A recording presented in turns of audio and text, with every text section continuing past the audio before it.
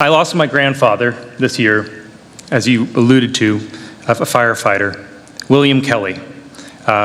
He's the reason that our son's middle name is William.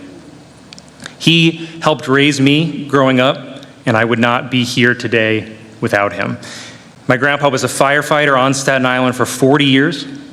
To make extra money for his family, he was a substitute teacher, and he painted houses. My grandfather was another rare Irishman who didn't drink because he lost his father and his brother to alcoholism.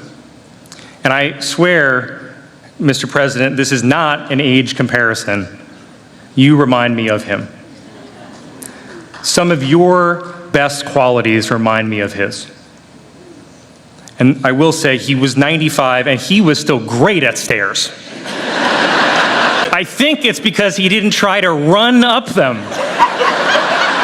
But the reason that I bring up my grandfather, and I don't know if you realize, Mr. President, but Staten Island firefighters are not normally your demographic.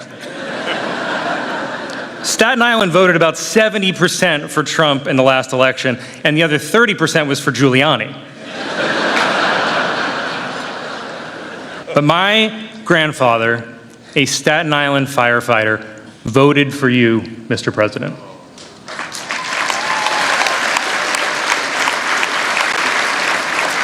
He voted for you in the last election that he ever voted in. He voted for you, and the reason that he voted for you is because you're a decent man.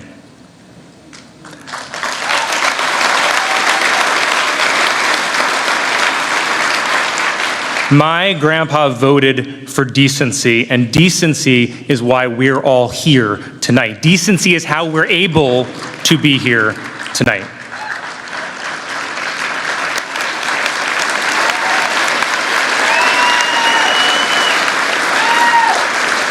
Decency is how we're able to make jokes about each other and one of us doesn't go to prison after.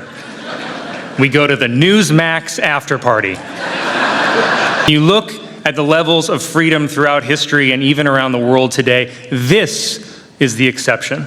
This freedom is incredibly rare, and the journalists in this room help protect that freedom, and we cannot ever take that for granted.